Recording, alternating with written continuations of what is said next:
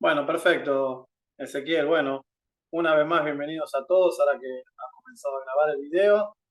Y bueno, vamos a empezar a charlar sobre la jornada de hoy, que le da el título de los primeros pasos en la asistencia legal a detenidos. Eh, por supuesto que lo que hablamos acá no va a agotar el tema, es solamente unas referencias en el espacio de 2 horas que tenemos de charla, pero bueno, vamos a intentar abordar el tema y en el espacio de preguntas y respuestas intentar llevar alguna, eh, digamos, devolución, alguna experiencia en cuanto a las inquietudes de los participantes. Así que cuando gustes, Ezequiel, comenzamos ya con las pantallas. Bueno, en cuanto a lo que respecta a esta presentación, vamos a tratar sobre la entrevista con las familias de los detenidos, con el imputado, que el imputado puede estar en libertad o puede estar, digamos, transitando una medida de coerción. Así que, digamos, son diferentes temáticas que la vamos a ir abordando. Este, Así que bueno, vamos a ir, digamos, ya adentrándonos en cada una para ir charlando en profundidad. Bueno, en cuanto a la entrevista con los familiares del detenido, es muy importante porque es muy común que los familiares de una persona detenida quieran saber, quieran conocer cuál es la situación procesal del detenido, entonces quieran tener una entrevista con nosotros en la oficina. Eh, es, digamos, bastante importante requerirles que asistan con la mayor información posible en cuanto a los hechos que rodean la detención de este familiar. Vamos a suponer, por dar un ejemplo, que venga una madre que tiene el hijo detenido y nos llama por teléfono y nos dice que quiere venir a vernos y a consultarnos. Entonces es muy importante que esta madre, en este ejemplo que estamos dando, que concurra con la mayor cantidad de datos posible, que sinceramente hay veces que no los tiene, pero hay veces que sí, que conocen algo. Entonces es muy importante que nos ilustre si esta persona cayó detenido, si conoce alguno de los pormenores del hecho, si fue un robo, si fue de día, fue de noche, si fue solo, si estuvo acompañado, si hay algún coautor, si sabe si hubo algún elemento sustraído, o sea, si el autor, su familiar, el hijo detenido, no sé, si se le secuestró un arma, si se le encontró algún elemento en su ropa que haya podido haber robado, su celular, lo que sea. Bueno, toda esta información, que es muy rica y muy útil, nos va a servir como para ilustrarnos de qué se trata el tema en cuestión y, por supuesto, el caudal probatorio que habrá o a favor o en contra, que eso después tiene relación directa con la estrategia que uno quiera brindarle al caso. eh, y nosotros también poder después discernir como profesional si uno quiere tomar el tema o no, pero ya lo vamos a hablar más adelante, cuáles son los tips para ver si como profesional nos interesa, digamos, actuar en un determinado hecho y en otro no.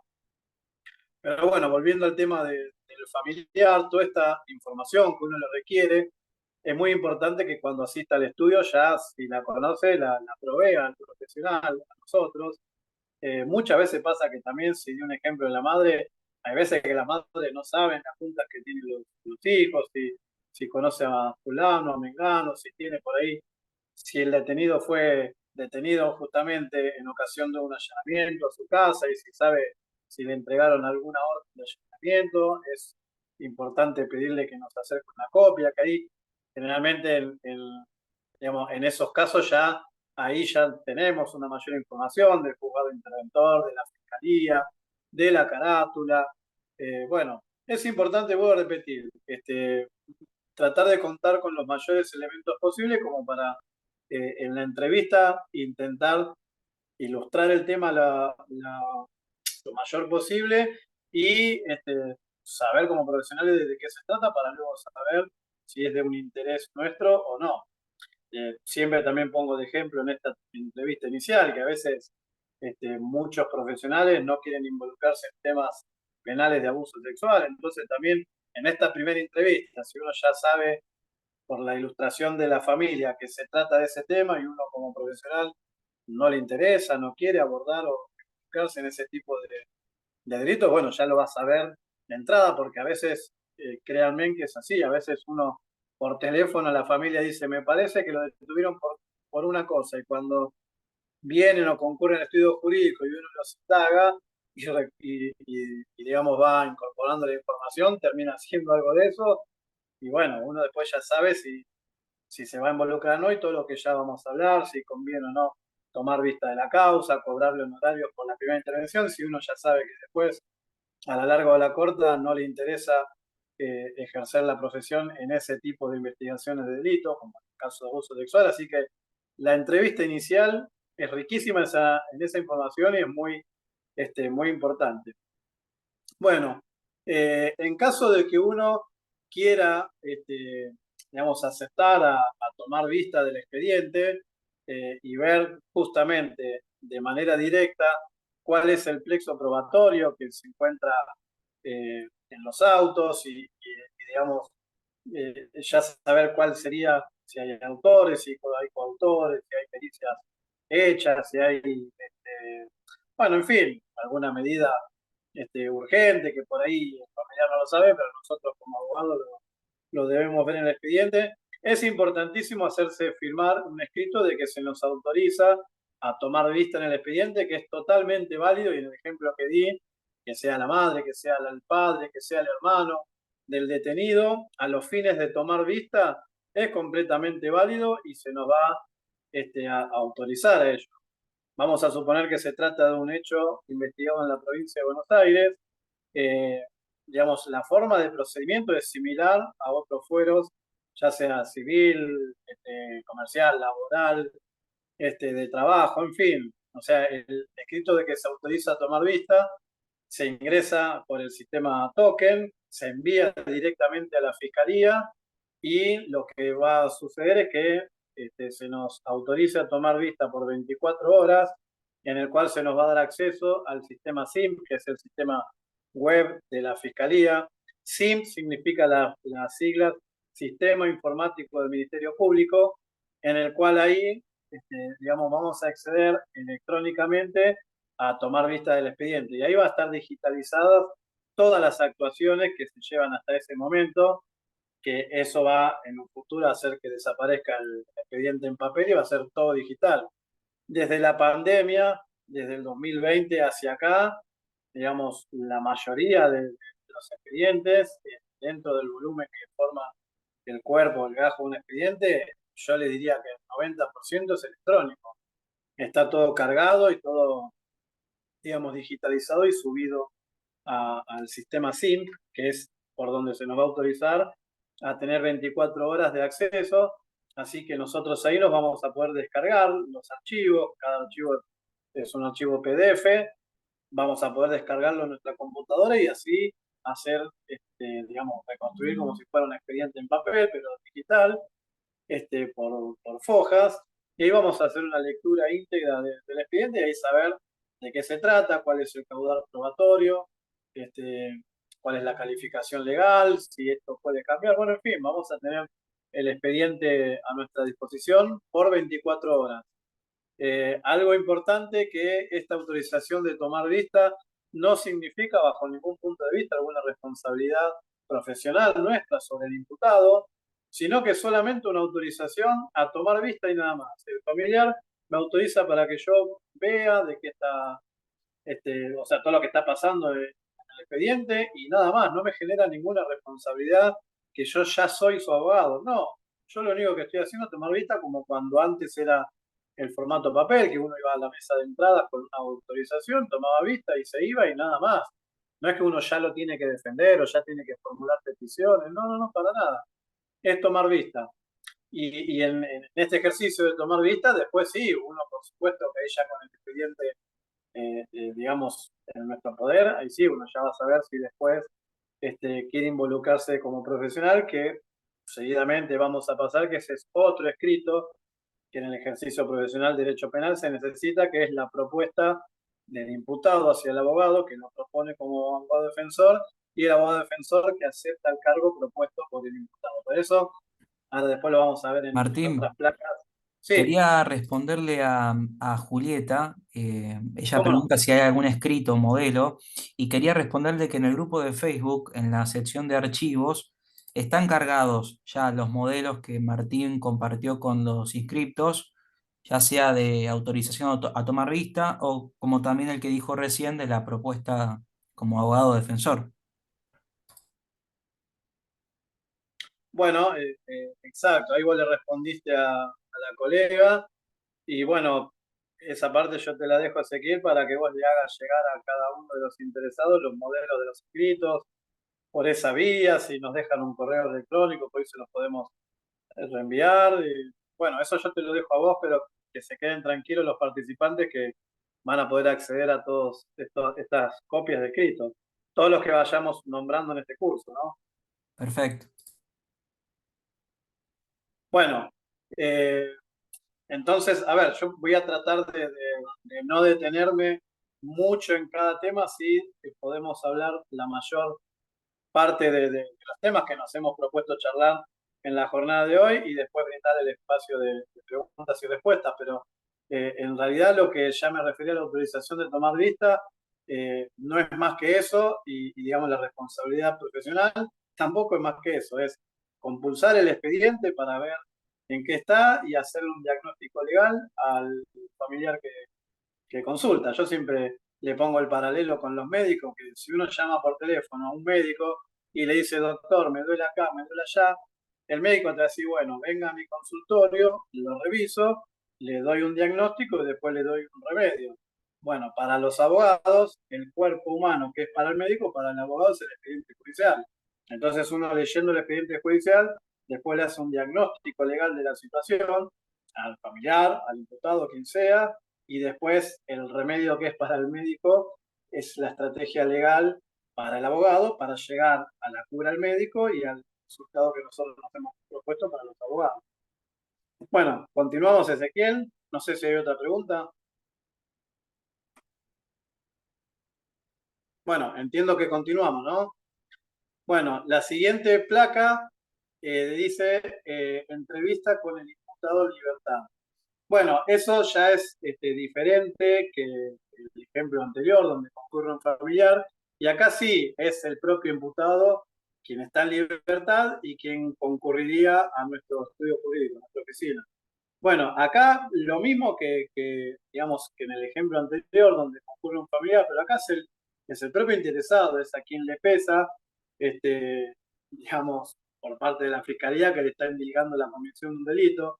Entonces acá sí, el imputado nos va a poder brindar toda la información que nosotros requerimos, porque a veces, le voy a repetir, el familiar no lo sabe por desconocimiento, por lo que puede. Créanme que a veces los familiares no saben lo que sus hijos, hermanos, primos, sobrinos hacen, pero el imputado sí lo tiene que saber. Entonces, cuando concurre el imputado, a él sí tenemos que exigirle que nos cuente la verdad, que aunque el vínculo termine, empiece y termine en una consulta y nada más, y por ahí él después se vaya a consultar a otro colega, pero no importa. Aunque sea ese corto plazo entre profesional y cliente, tiene que ser de una verdad absoluta recíproca. O sea, tanto el imputado hacia el profesional y el profesional al imputado tienen que hablarse con la verdad. El imputado contar la veracidad de los hechos tal como fueron y el abogado contarle la verdad y no crearle falsas expectativas de lo que le puede llegar a pasar. Pero bueno, el imputado sabe si robó, sabe si se escapó, sabe si en la escena tenía un cómplice o no, sabe si alguien lo vio y salió corriendo o si no había nadie. En fin, sabe si gatilló un arma, si no la gatilló, si la tenía encima, nunca llegó un arma. En fin, estoy dando ejemplos, digamos así, al aire, pero uno al imputado sí le puede decir y que a nosotros nos cuente la verdad, a diferencia de lo que dije anteriormente, que por ahí un familiar, los pormenores no lo saben. Pero bueno, con este imputado sí tenemos que pedirle toda esta información para poder decirle la verdad y ver si nos podemos realmente ayudar con, digamos, con la mayor predisposición posible si nos cuenta la verdad. Si él nos miente a nosotros, digamos, tiene dos problemas. El que ya tenía y aparte que nos mintió a nosotros y lo podemos dejar indefenso de algunas cuestiones porque no nos dijo la verdad. Y como siempre, Ezequiel me pide que trate de ilustrar con los mayores ejemplos posibles, así los participantes pueden entender desde otro ángulo de qué estamos hablando, con ejemplos. Este, en este caso, por ejemplo, yo siempre cuento lo mismo. Había un cliente mío que, digamos, los estaban investigando y le habían secuestrado un teléfono celular. Y él, digamos, nosotros teníamos que demostrar que de su teléfono celular se había comunicado con otra X persona y él lo había hecho desde un segundo celular. Entonces él me lo comentó esto después y habían peritado el celular secuestrado y de ahí no surgía.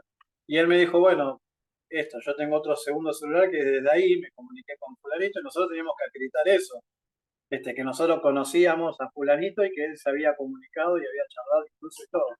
Y yo le dije, bueno, pero vos estás seguro que si mirá que yo lo voy a ofrecer a este celular como prueba y lo van a acreditar, ¿estás seguro que no va a haber nada que te comprometa? No, doctor, quédese tranquilo, me dijo, no hay nada, ese celular está limpio. Yo le dije, seguro, mirá que lo van a peritar, ¿eh? O sea, nosotros al ofrecerlo como prueba van a encontrar varias cuestiones que él me dijo que no iba a haber nada. Lo que pasa es que las pericias electrónicas sobre celulares son mucho más avanzadas que fijarse uno con el cable de la computadora si hay algunas cuestiones o no. Los peritos van por las nubes, digamos, de sus pericias, rescatan información que uno cree que no estaba y ellos sí la encuentran. Bueno, la cuestión que me dijo que no, y no se lo voy a hacer muy largo, ofrecí el celular como prueba y cuando vino el resultado de la pericia me quería morir. Le habían encontrado todo lo que no le tenían que encontrar y él sabía, de hecho después me enteré por otro lado que él sabía y me mintió a mí al divino botón y se creó un problema a él, porque si nadie nos mandó a ofrecer ese celular si él no me daba esa seguridad, porque no se lo habían secuestrado y lo íbamos a probar por otro lado lo que queríamos probar. Pero bueno, con esto quiero ilustrar y termino que a este cliente le terminé renunciando porque una vez que se rompe esa cuestión digamos, de confianza entre cliente y profesional, por lo menos yo ya no puedo seguir trabajando. Pero bueno, a esto les quiero decir que decir la verdad entre diputado y nosotros es fundamental porque después se perjudican ellos. Así que, como dice la placa acá que está compartiendo, hay que contar la real ocurrencia fáctica y sobre eso nosotros vamos a armar una estrategia de defensa en donde vamos a, digamos, alinear ciertas cuestiones en beneficio de nuestro cliente, porque ustedes saben que es un derecho constitucional del diputado que no está obligado a decir la verdad, y el abogado defensor, en pos de resguardar los derechos de su cliente, puede armar la estrategia judicial que mayor crea conveniente. Así que con toda esa información le va a ir mejor. Así que bueno, eso fue brevemente lo que pasó y si te parece, Ezequiel, seguimos. Bueno, ya con el imputado, entonces, digamos, en la oficina, en las cuentas, todo, y si nosotros queremos, digamos, avanzar, también tenemos que, digamos, es lo más recomendable es tomar vista del expediente, también, aunque sea el imputado quien esté enfrente nuestro, de la oficina, pero tomar vista del expediente para ver también justamente, igual que el ejemplo anterior, todos los pormenores, ya sea, digamos, los elementos secuestrados, la investigación, lo que declararon, no sé, los policías, los testigos, quien fuere, si hay pruebas pendientes de producción y que aún no se han agregado los resultados, hay pericias, no sé, por ejemplo, hay una pericia en la autopsia, si hay un fallecido, hay una pericia que se llama de pool de víscera, que esa tarda como entre 8 meses y un año en volver la respuesta. Entonces, esa va a estar pendiente de producción siempre que el hecho sea prácticamente nuevo. Al principio no va a estar ese resultado. Entonces puede haber varias cuestiones probatorias que estén aún pendientes de producción y de agregar resultados. Entonces, eso nosotros tenemos que saber, por lo menos, que está ordenada y está practicada, pero está pendiente o de producción o pendiente del resultado. Por ahí ya se produjo la pericia, pero el resultado tarda. Así que nosotros todas estas cuestiones lo vamos a ver con el expediente judicial y lo vamos a poder ilustrar al imputado de cómo está su situación, ¿no? Este, bueno, la siguiente placa tiene que ver con la entrevista con el imputado privado de la libertad. Este es otro ejemplo distinto de los anteriores, pero que bueno, también requiere, digamos, un mayor conocimiento para abordarlo de la mejor manera.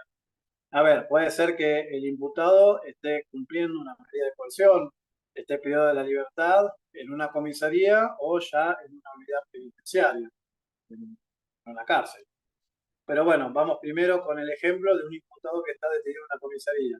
Generalmente cuando están detenidos en la comisaría cuando el hecho ha sido muy próximo y todavía resta que se resuelva su situación procesal, es decir, si lo que comúnmente se llama que le otorga o le bajan la prisión preventiva, pero al principio, digamos, mientras el juez cumple con el plazo legal para resolver la situación procesal del detenido, generalmente están en comisarías.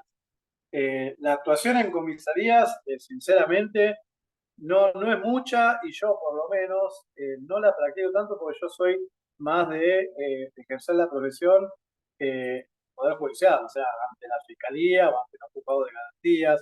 En las comisarías, digamos, no es mucho la información que uno puede recabar porque el personal policial arma lo que se llama un sumario policial, va cumpliendo las directivas de la justicia, en este caso de la Fiscalía, quien tiene a su cargo encomendado la acusación pública, así que y la policía es un auxiliar de la justicia, así que la policía va cumpliendo las directivas emanadas de la Fiscalía, pero siempre es en la Fiscalía donde nosotros tenemos que ilustrarnos de todas estas actuaciones. Entonces la comisaría, mucho más que decirnos cuál es la Fiscalía interventora, el juzgado, el número de expediente, mucho más que eso no hay en cuanto, me estoy refiriendo en cuanto a recabar información de los hechos, eso es más en la justicia. Sí, por supuesto, en la comisaría, cuando están, digamos, nuestros clientes detenidos, sí, podemos concurrir a visitarlos y tomar vista con ellos. Ustedes saben que los detenidos siempre pueden comunicarse con sus letrados defensores en todo momento, es su derecho constitucional. Eh, También siempre lo dicen las leyes adjetivas, los códigos procesales siempre dicen que pueden nombrar un abogado defensor de la forma que sea, así que no siempre tiene que ser en un escrito formal, sino puede ser justamente de cualquier forma que sea. Entonces, es un derecho constitucional que no se nos puede privar ni a nosotros, defensores, ni a los imputados. Me pareció, Ezequiel, que había una pregunta o no. Sí, te la ¿Puedes leo. decir? Si no, sí, a ver. Te la leo. Es de Mauricio. Una consulta, doctor. Si viene la pareja de la persona imputada diciendo que esta persona lleva aproximadamente 20 días detenido y tiene fecha de audiencia para el 31 de agosto, si ella cambia el profesional, es decir, cambia del abogado de oficio al abogado privado, ¿eso se puede acelerar o no tiene nada que ver? Es decir, si van con abogado privado, hay mucha más celeridad, el delito es por desobediencia a la autoridad. Bueno, a ver, por supuesto que son, eh, digamos, quiero decir, volúmenes de trabajo, para decirlo de una mejor manera distinta, que es el que tiene el defensor oficial, que realmente están muy saturados de trabajo, y el defensor particular, bueno, es, digamos, como todos, a nosotros nos abonan nuestros horarios y nosotros vamos a ponerle una dedicación que quizás por una cuestión de volumen de trabajo, por tiempo, no por capacidad, que el defensor oficial no tiene porque están desbordados. Lamentablemente hoy en día son más los que no pueden pagar un abogado que los que sí. Entonces yo tengo compañeros y amigos, defensores oficiales donde charlo y ellos me dicen que están realmente desbordados. Yo lo visito y el escritorio tienen pilas y pilas y pilas de expedientes para trabajar y pobres hacen lo que puedan. En cuanto a la capacidad, son muy buenos. O sea, que sean defensores oficiales no significa que, digamos, que no sean buenos abogados, pero vuelvo a repetir, están desbordados.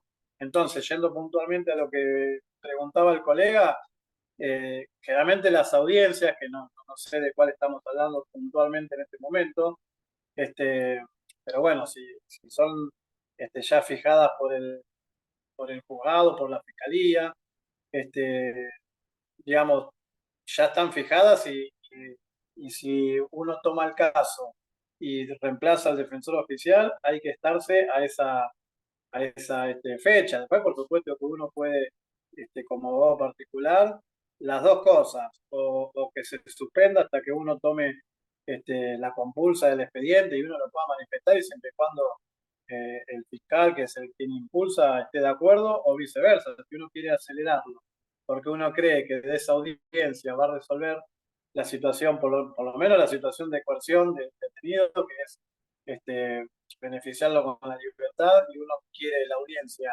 lo antes posible, y sí, uno lo puede plantear tranquilamente. Este, Generalmente las audiencias esas no se, no se cambian, pero bueno, si uno quiere que se adelante, porque uno cree que desde esa audiencia va a ilustrar al juzgado para que el detenido, realmente hay que convencerlo, aunque no es de la ajenidad o sea, si no es ajeno al hecho, aunque sea hay que convencerlo, que no hay ni entorpecimiento de la investigación ni peligro de fuga, o sea, que los peligros procesales no existen y que por lo menos puede continuar el proceso en libertad. Y después la autoría, la participación, bueno, eso se puede discutir más adelante, pero con el detenido ya gozando de la libertad. Si es eso, entonces sí, puede pedir que se adelante. Y hay veces que al contrario, uno toma un caso donde al otro día o al siguiente, digamos, ya tiene audiencia, pero el volumen del expediente es tan largo que hasta a veces uno puede decir que como el ejercicio, perdón, el legítimo ejercicio de defensa en juicio, consagrado por la Carta Magna, en 2 días uno materialmente no puede leerse un expediente y no es solamente leerlo, sino más allá de leerlo es interpretarlo y todo en beneficio del cliente, entonces uno puede pedir que se postergue una audiencia hasta tanto el letrado pueda digamos, tener cabalmente un conocimiento de las actuaciones. Bueno, eso se puede pedir, se lo puede fundar y después está, por supuesto, la justicia si lo concede o no, y si no lo concede estarán las apelaciones. Pero bueno, pueden darse los dos casos, pero sí es verdad que uno como abogado particular puede hacer lo que crea en beneficio de su cliente. Si uno quiere adelantar la audiencia o pedir dilatarla, bueno, eso va a cada criterio de personal. Por supuesto que el imputado va a querer que el representante legal le acelere todo para conseguir la libertad, ¿no? Eh, bueno, no sé si está respondida, si hubo una repregunta o seguimos. Perfecto, sí, acá preguntan si tendría que pedir la exhibición de prisión en ese caso, que comenta el colega. No, no. La exhibición de prisión es un instituto mediante el cual uno quiere prevenir justamente el encarcelamiento de un detenido, perdón, de una persona que está por detener, que es un imputado, pero que está gozando de la libertad. Entonces la exhibición de prisión es pedirle al juez que no se lo encarcele y uno justifica por qué. Una vez ya detenido a la persona, lo que dice pide es el pedido de excarcelación. Pero la exhibición de prisión es justamente que se le exima de ordenarse la prisión a una persona que actualmente está gozando de libertad. ¿Se entiende? Si la persona ya está detenida, lo que hay que solicitar es la excarcelación, que se lo escarcele y que se le ordene la inmediata libertad. Entonces, no corresponde la exhibición de prisión a una persona que está detenida. Cuando está detenido, quiere salir urgente y hay que pedir una solicitud de excarcelación. Bueno, continuamos. Ese. Sí, Exactamente. estoy La leyendo acá exhibición. Sí. los comentarios. Sí, sí, vos eso manejalo vos, si querés que contestemos las preguntas ahora, si querés Perfecto, que ahí está las respondida contestemos la más tarde, pregunta, Macarena. como vos, Buenísimo. vos lo Fernando pregunta si consideres. para los delitos de estupefacientes es necesario tener matrícula federal. Mirá, vos sabés que eso es a criterio de los juzgados federales, que hay algunos juzgados que son, digamos, juzgados criminal y correccional comunes, y hay otros que caen en juzgados federales. Y dentro de los juzgados federales hay algunos que piden la matrícula común y hay otros que piden la matrícula federal. Vos sabés que a mí me ha pasado en estos 15 años, me ha pasado de todo. Causas que caen en juzgados criminal y correccional, que generalmente son, eh, digamos, cuando el imputado se le encuentra tenencia de estupefacientes para consumo personal. Generalmente eso van a, digamos, a juzgado criminal y correccional nacional. O si son para fines de comercialización, también me ha tocado, pero bueno, cuando son cantidades por ahí grandes o ya son, digamos, causas mayores y ahí van, generalmente van a juzgados con competencia federal. Y en esos juzgados, que en la provincia de Buenos Aires también hay, no solamente en Comodoro Pi, eh, por ejemplo, me ha pasado de ir con la matrícula común y me han dejado litigar lo mismo, y en otros juzgados son muy exigentes y piden sí o sí la matrícula federal. Lo que debería pasar es que sí, se requiera la matrícula federal, pero yo he litigado en juzgado federal con la credencial común. Eso es a criterio de juzgado. Bueno, seguimos ese. Perfecto. Bueno, eh, imputado detenido en una unidad penitenciaria. Bueno, cuando se da esta situación de que el detenido está en una unidad penitenciaria, eh, generalmente es un poco más complejo que en una comisaría, porque ya las unidades penitenciarias ya tienen otra cuestión de seguridad más que nada, ¿no?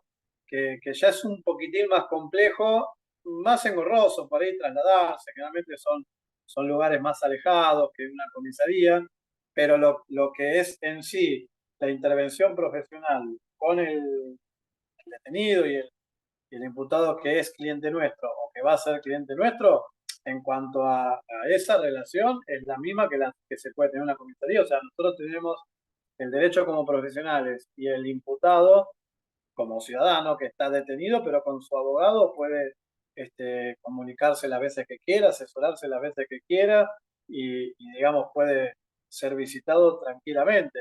Lo que pasa es que, bueno, las unidades penitenciarias tienen otros horarios, otras cuestiones de, de, de seguridad, no todas tienen salas de profesionales, que algunas sí y otras no, y la verdad que las cárceles no, nada que ver lo que dice la Constitución, que serán sanas y limpias, para seguridad y no para castigo de los reos detenidos en ellas.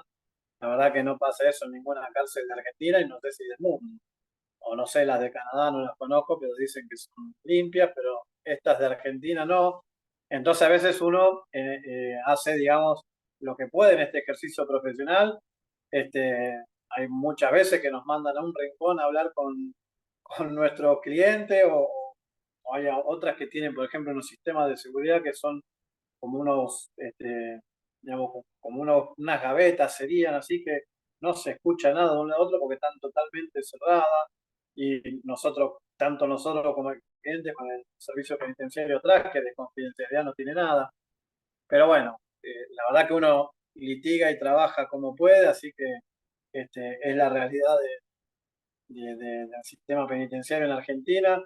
Así que, digamos, cuando los vamos a ver, eh, digamos, atravesar todo esto que estoy narrando, pero sí, tanto ellos como nosotros tenemos derecho a contactarnos y a que se nos cuenten la verdad y todo lo que dije anteriormente, como si viniera a a nuestro estudio jurídico, a nuestra oficina, también lo podemos requerir personalmente y que se nos cuente todo, se nos ilustre todo lo que sepa el imputado, qué hizo, qué no hizo, con quién estuvo, qué se le secuestró, si había testigos, si lo que fuera, si le encontraron armas, si se tiroteó con alguien, lo que fuera. Bueno, eso también está bueno que ocurra y recibir la mayor información posible. Bueno, continuamos ese. ¿O había alguna pregunta? No sé. Sí, acá dice Horacio, bueno, estuve leyendo que en algunas unidades no dejan entrar con dispositivos electrónicos como notebook, siendo que los imputados en su mayoría tienen teléfono celular. Es un comentario que dejan acá en el chat. Sí, a ver, el tema de los celulares, a nosotros, a los profesionales, la mayoría de las unidades penitenciarias nos hacen dejarlos en el ingreso, celulares y todo, maletín, portafolio, lo que fuere. En algunos casos tienen los detectores electrónicos como si fuera un aeropuerto y nos hacen sacar los cinturones o si tiene villa los zapatos. Bueno, según cuanto mayor de seguridad sea la cárcel, ahí mayor un poco van a ser las disposiciones de seguridad, pero lo más probable, incluso en las comisarías también, lo más probable es que nos hagan dejar los celulares al ingresar y los retiramos al salir. En cuanto a que los internos, los detenidos tengan celulares, eso se había implementado en la época de pandemia, donde se habían restringido la visita por una cuestión de sanidad, y después se había levantado esta autorización, pero bueno, no voy a desconocer que los internos no tengan celulares, pero incluso la semana pasada, un defendido mío le hicieron un sumario interno por mala conducta porque le secuestraron un celular. La realidad es que no pueden tener o no todos pueden tener un teléfono celular. De todas formas, si es por una cuestión de hablar con el profesional, yo, por lo menos es mi forma de ejercer la profesión, prefiero hablar personalmente la mayor parte de las cosas y no por teléfono. O por eso soy un poquito de la antigua, pero por más que tengan celular, qué sé yo, para alguna cosa, para salir del paso, sí, por supuesto. Hoy estaba hablando con un cliente mío que está en la unidad 30 de General Alvear y es muy, muy lejos. O sea, podría hacerle una preguntita y hacerme todos esos kilómetros, bueno, pero si es algo importante de fondo, que merezca que me lo cuente personalmente o yo charlarlo personalmente, y bueno, yo prefiero ir a visitarlo y charlarlo personalmente. Así que si es por eso, yo, por lo menos yo, prefiero esa charla personal. Eh, bueno, y en cuanto a la documentación, a, a lo que había contado antes, es exactamente lo mismo en la oficina, pero también acá con el detenido en persona. Hay que hacerse tomar vista, o sea, autorización a tomar vista, y también si uno ya está decidido o convencido de que va a representar profesionalmente a este imputado, es un escrito en donde se lo propone a uno como abogado defensor. O sea, el escrito que me va a firmar mi cliente va a decir que vengo a proponer al doctor Martín Beller como mi abogado defensor.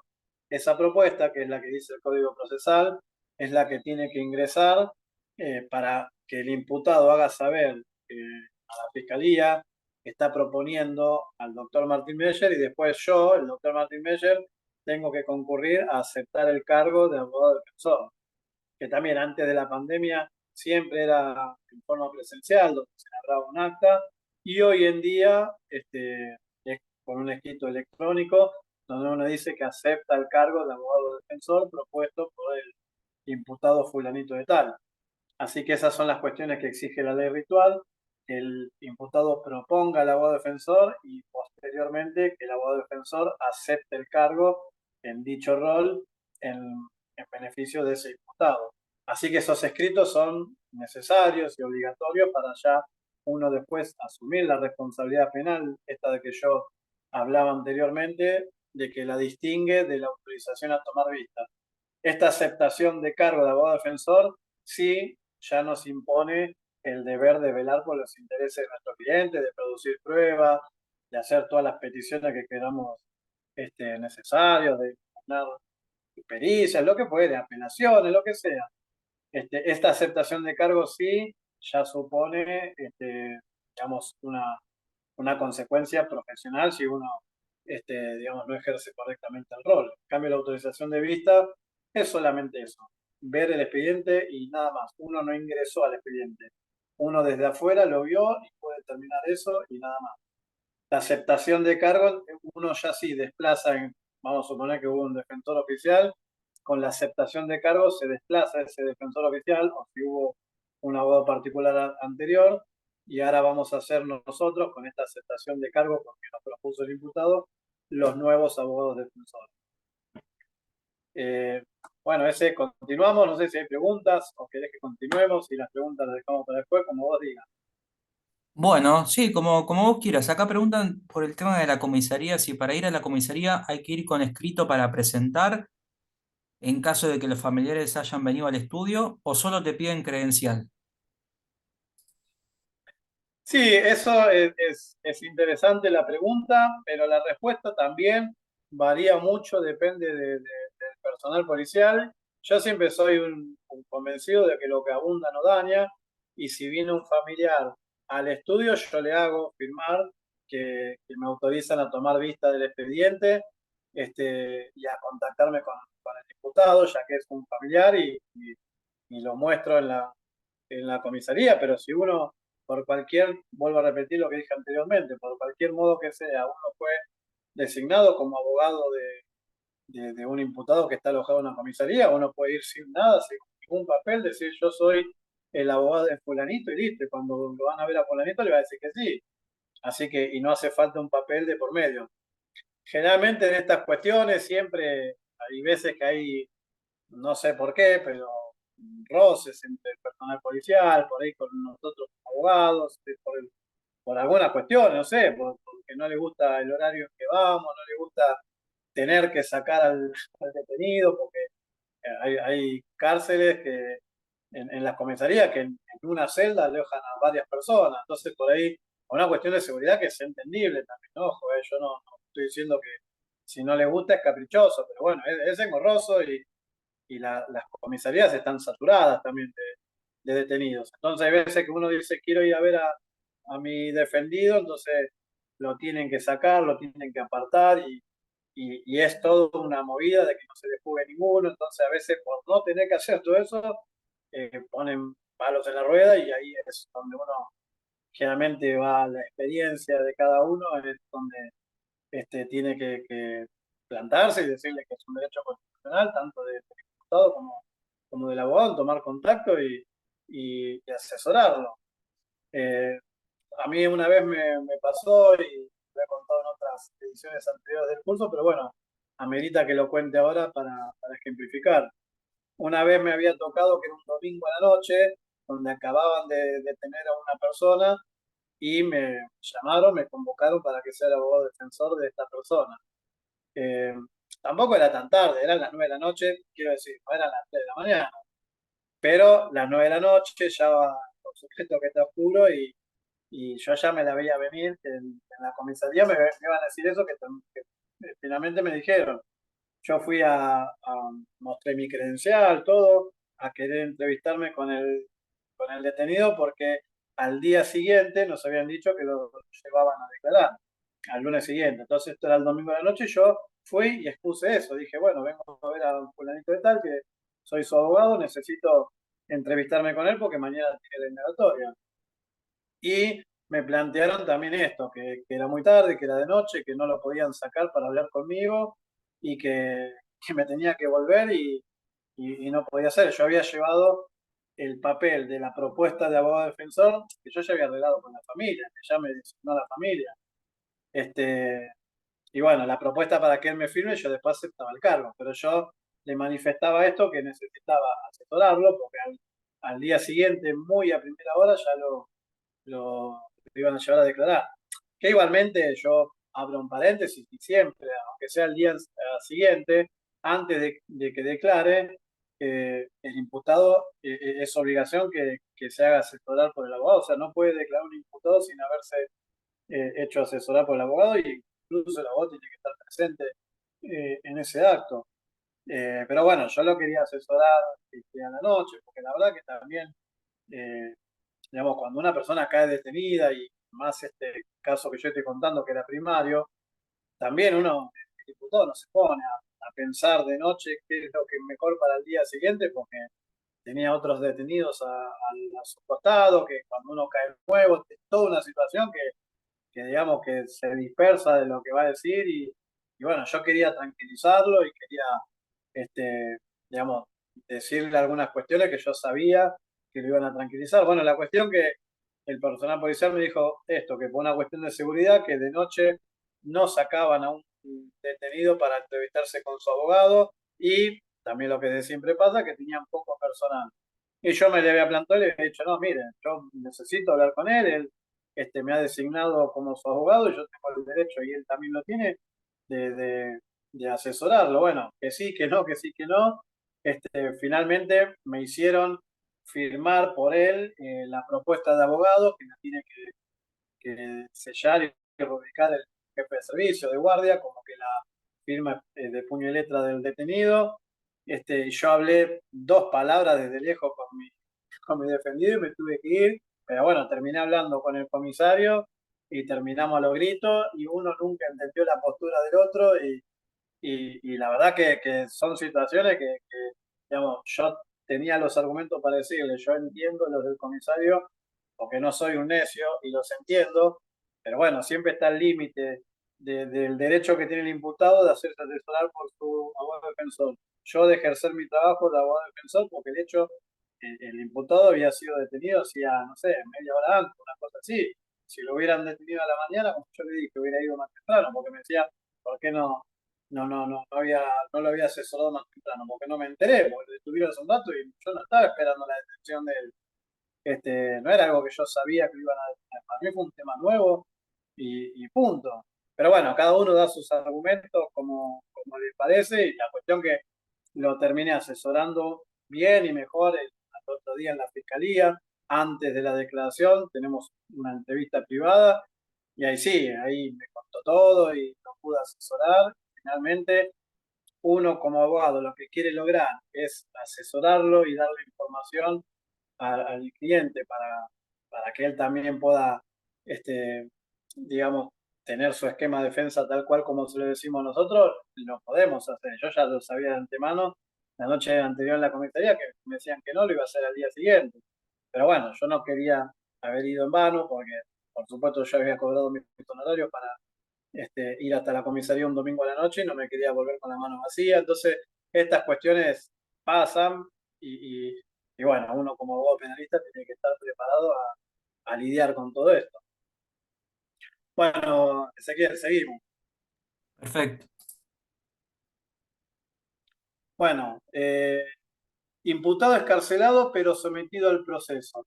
Esto también es un poco, tiene relación con lo que venimos hablando, en donde un imputado justamente está sometido a un proceso judicial, está imputado de la comisión de un delito, pero digamos, está digamos, escarcelado, tiene el beneficio, por lo menos por el momento, de gozar de la libertad, porque ustedes saben que eso puede variar y no siempre que una persona esté en libertad, no siempre va a ser así y puede cambiar si se agregan pruebas que, que para el fiscal o el juez merezcan el fiscal pedir la detención y al juzgado le parezca bien la solicitud del fiscal y ordena la detención, puede cambiar. Entonces hay veces que el imputado que está escarcelado piensa que eso no le puede pasar, que si ya está escarcelado y que los carcelaron de entrada, ya no lo pueden detener. No es así, o sea,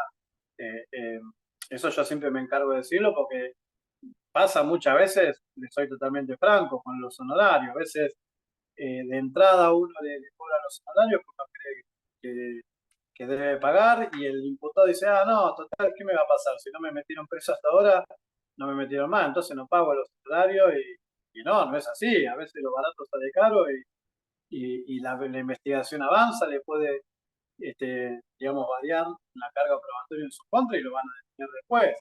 Entonces, digamos, no significa que por más que una persona esté escarcelada, no significa que necesariamente esa persona va a ser escarcelada. Por supuesto que está la expectativa de la pena de los delitos y por supuesto que un delito menor que tiene una expectativa de pena menor, siempre va a ser escarcelable, pero hay delitos que tienen una franja, digamos, que puede variar y se les puede complicar a una persona o mismo puede cambiar la carátula de proceso.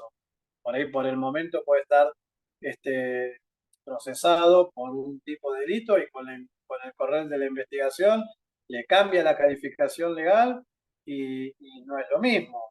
¿Me entiendes? O sea, no es lo mismo, no sé, no es lo mismo un hurto que un robo, que un robo agravado, un robo con armas, no es lo mismo, no sé, dentro de los abusos sexuales no es lo mismo un tocamiento que un acceso carnal, o sea, no es lo mismo. Las situaciones se pueden agravar o que aparezcan cómplices y ya se trate de asociaciones ilícitas, dos o más personas, ya cambia la calificación legal, entonces uno a veces piensa, o los clientes, mejor dicho, que si no están encarcelados de entrada, entonces a ellos no se les va a disponer una medida restrictiva de la libertad, y no es así. Pero bueno, eso hay que hacérselo saber. ¿Qué más? ¿Qué sé? Eh, bueno, contar la real ocurrencia fáctica, estoy viendo acá que eso es primordial, sine qua non, y lo venimos charlando a lo largo de esta jornada. Eso es, digamos, lo que nos va a definir a nosotros la estrategia en cuanto tengamos, eh, digamos, conocimiento cabal de lo que pasó, que en realidad también lo que necesitamos plasmarlo con el expediente judicial. Hay un aforismo que dice que no gana quien tiene la razón, sino el que mejor prueba. Así que también, aparte de lo que pasó, hay que ver lo que está probado. Así que digamos, nosotros sabiendo la real ocurrencia fáctica, como dice el cuadro, también tenemos que confrontarlo con lo que está probado en el expediente. Y eso nos va a definir la estrategia que querramos seguir. Y por supuesto le vamos a dar los lineamientos al imputado si es que consideramos que merece declarar, para decir esto declaralo, esto no, esto sí, esto no. Porque bueno, nosotros como defensores podemos sugerirle la estrategia que nosotros consideremos mejor para ellos. Así que les podemos decir esto, decilo, esto no lo digas, esto borrátelo de tu mente, esto sí, acá sí podés hacer hincapié, acá no. Y bueno, digamos, cada uno como colega va a saber qué es lo mejor porque va a estar, digamos, con conocimiento directo de lo que está pasando en el expediente, qué es lo mejor que le puede brindar como asesoramiento a su cliente, pero contar con lo que realmente pasó es importantísimo para uno anticiparse de que si puede venir algo, alguna prueba, algo en contra, uno ya sabe que realmente, digamos, qué es lo que pasó para uno prever si en algún momento hay una prueba que me va a jugar en contra, bueno, uno ya se tiene que anticipar a todo eso y prever una situación que si conoce los hechos, lo va a saber y si el imputado no nos hizo saber de entrada, vuelvo a repetir, el que se va a perjudicar es nuestro defendido, el imputado. Bueno, ¿qué más tenemos? Eh, autoriza tomar vista o propuesta de designación profesional. Bueno, eso es lo que veníamos hablando también hace un ratito con los imputados. Esta propuesta de abogado defensor la tienen que hacer ellos y nosotros aceptar el cargo.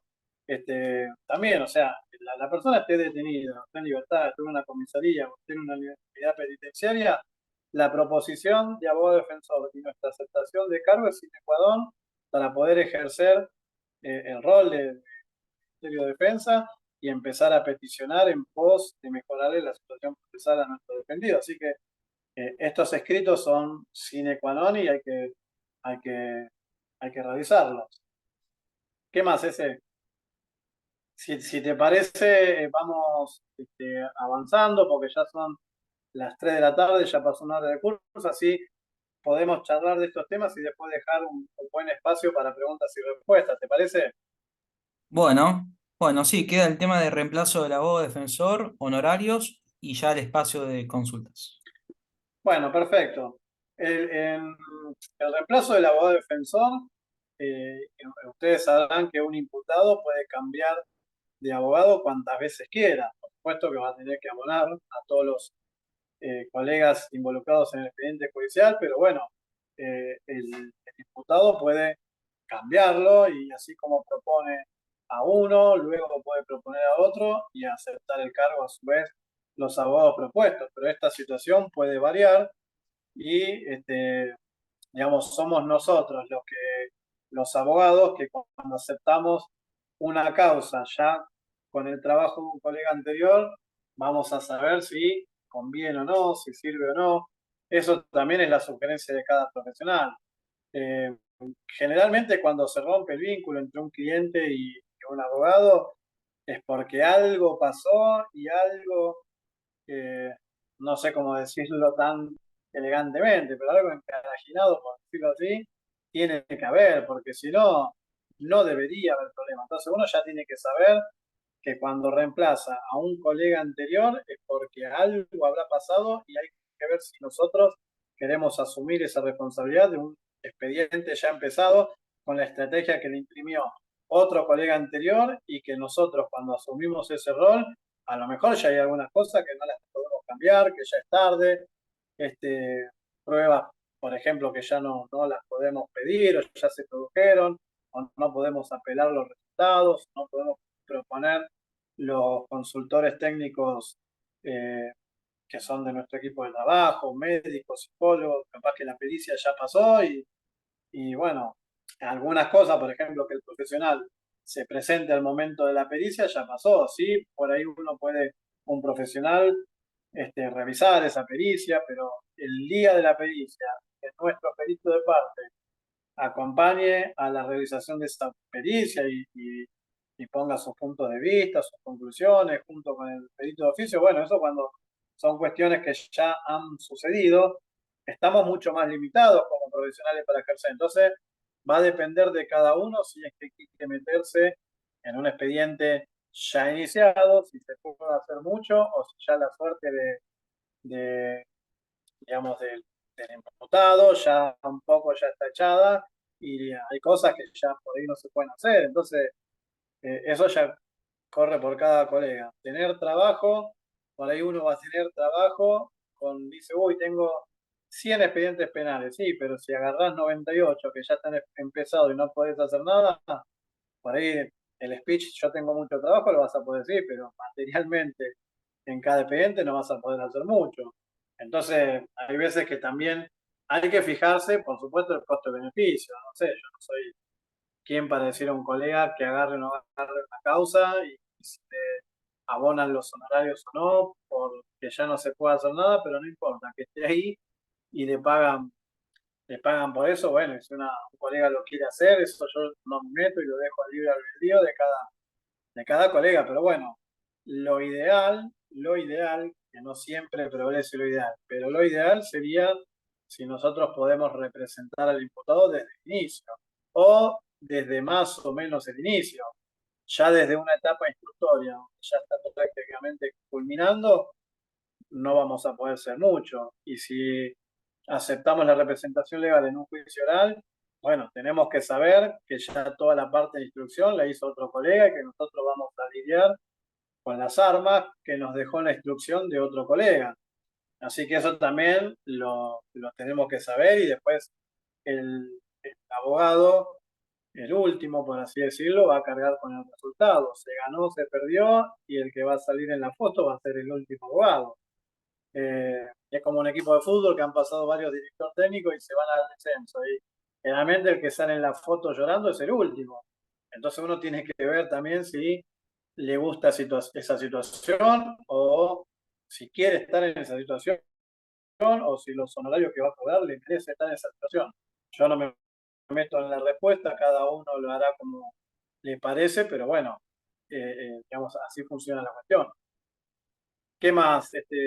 Ese o creo que vi una pregunta. Bien, sí, sí, las leo. A ver, aquí abro el chat. Me gusta porque está dinámico y me gusta que Bien, acá Federico, participen los oyentes. sí, sí, la verdad que sí. Pregunten y aprovechen el espacio. Dice, doctor, estaba leyendo la ley de honorarios de la provincia de Buenos Aires, 14967, y en el artículo 9 dice que se cobra 80 IUS como defensa penal. ¿Cómo se cobra por adelantado en etapas estos 80 IUS? Haciendo el cálculo al día de hoy, da aproximadamente 960.000 pesos. 80 por 12.000 pesos valor del IUS. Sí, exactamente. Bueno, no sé si ahí terminó la pregunta, pero tiene razón el colega en todo lo que dice. Lo íbamos a tocar en el módulo siguiente, que justo decía honorarios, pero bueno, si querés nos adelantamos o la dejamos pendiente si hay alguna pregunta de esto último que Sí, hablamos y si no acá ya nos pregunta adentramos Belín al tema de los honorarios. si Les antes tiene que existir una renuncia del otro Sí. colega.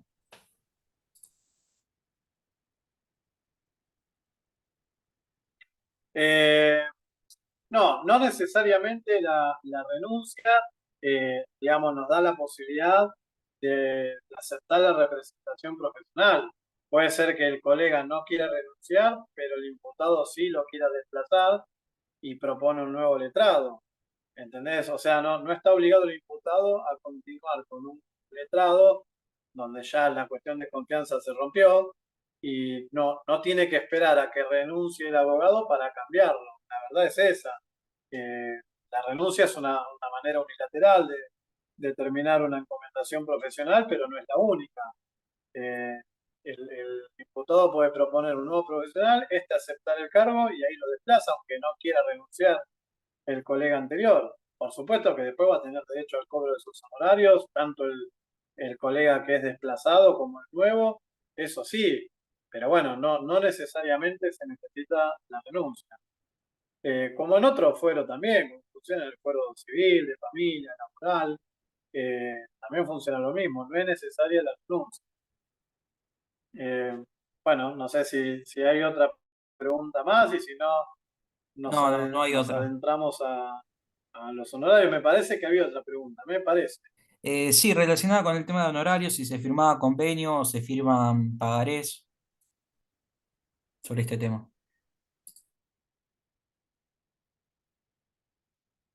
Bueno, veo que son bastantes preguntas orientadas a los honorarios, así que podemos ya dar inicio entonces al módulo de la charla de honorarios, ¿te parece? Perfecto. Bueno, a ver, en cuanto a a los honorarios en el fuero penal, realmente tiene sus particularidades y desde ya les aviso a quienes están participando o quienes escuchan que eso queda a criterio de cada uno, más allá de los parámetros que establece la ley de arancel de honorarios, que son, digamos, los montos mínimos, y de ahí para arriba uno puede cobrarlo según uno pretenda la cuantificación que desea y si el cliente lo puede o lo quiere aceptar, está en su derecho, pero bueno, eh, hay todo un mito de que en derecho penal se cobra millonadas en dólares digamos, en la práctica no todos los clientes pueden pagar eso, entonces hay muchas opciones digamos, diferentes eh, precios, posibilidades o estrategias de cobro como etapas que ahora las iremos desarrollando, pero bueno, lo que quiero decir es que no es una manera única de manejarse con los honorarios, digamos, según a criterio de cada profesional. Eh, lo que es recomendable, o por lo menos que así la práctica a mí me lo indica, es que se pueda cobrar por etapas, que generalmente, aparte digamos, darle la posibilidad al cliente y al abogado de establecer honorarios mucho más, digamos, no sé, reales o al alcance de los dos, que cobrarle una millonada de entrada, que seguramente el cliente lo va a acceder y se va a dar media vuelta y se va a ir, y a veces no le sirve a ninguno de los dos. O sea, eh, eh, que tranquilamente, ojo, se puede hacer. Eso va a criterio de cada uno digamos, yo no voy a opinar lo que hará cada colega, pero lo más aconsejable, o por lo menos lo que a mí me resulta más fácil, es cobrar por etapas, cobrar por la vista de causa, tomar vista de causa que dije al principio, un honorario, después por aceptar el cargo, o si uno quiere ir a visitar a un detenido, una unidad penitenciaria, que les puedo asegurar que pierden todo el día. eso también tiene un cobro de honorarios o ir a la comisaría. Después, digamos, todo el procedimiento penal tiene dos grandes etapas, que es la parte de instrucción y la parte de juicio oral, que son dos etapas muy diferenciadas.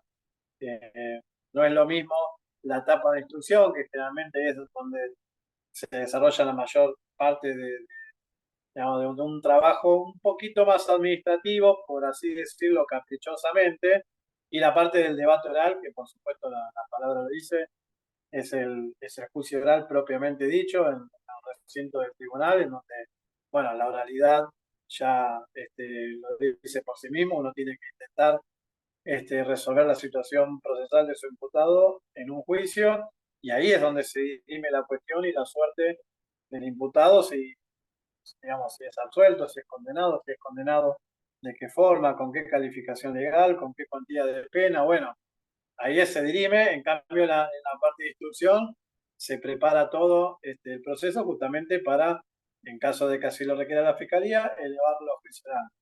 Pero el juicio oral es más, digamos, es la etapa final, es más chicha o limonada, como que diría.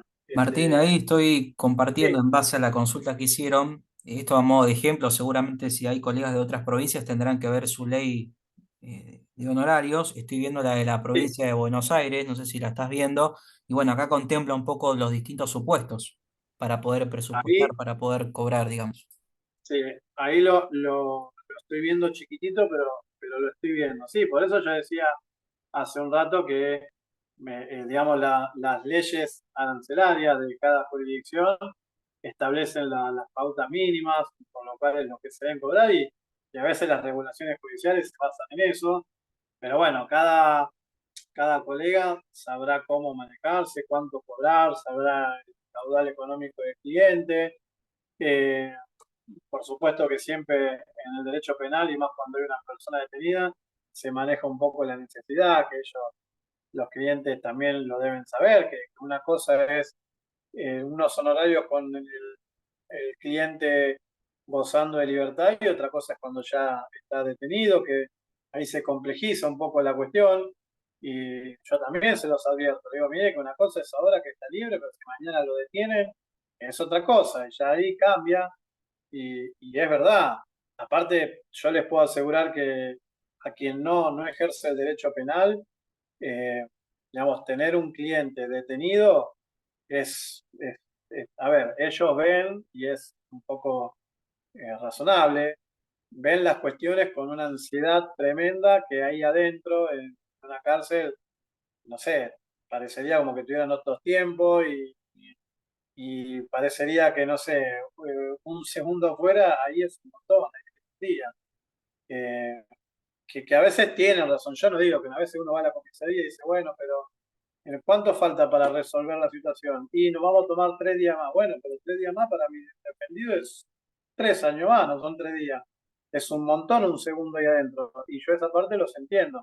Pero bueno, a lo que yo quiero ir es que cuando una persona está detenido, es bastante engorrosa la situación, son muy demandantes, tanto el detenido como la familia.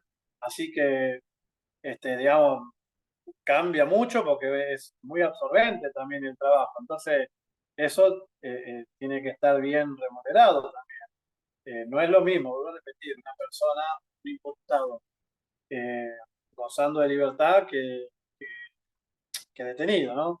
Pero bueno, volviendo a la cuestión de los honorarios, eh, no está mal que si el detenido, vamos a usar este ejemplo, que está detenido, también uno le cobre por lo que va a ser el escrito de excarcelación, que es un escrito complejo, que tiene sus recaudos legales, pero eh, también vaya sabiendo quien no ejerce el derecho penal, que la familia, lo primero que se nos encarga cuando concurren a solicitar nuestros servicios es que le consigamos la excarcelación del detenido, y el resto lo podemos seguir charlando, discutiendo, la calificación, las pruebas, pero lo primero que nos encargan es la escarcelación, y para encarar una escarcelación y hacer el escrito es bastante complejo y hay que hacerlo bien, así que uno no solamente tiene que pensar en cobrar por asumir el rol, el cargo de abogado defensor, sino en rápidamente gestionar una excarcelación con todo lo que eso conlleva, que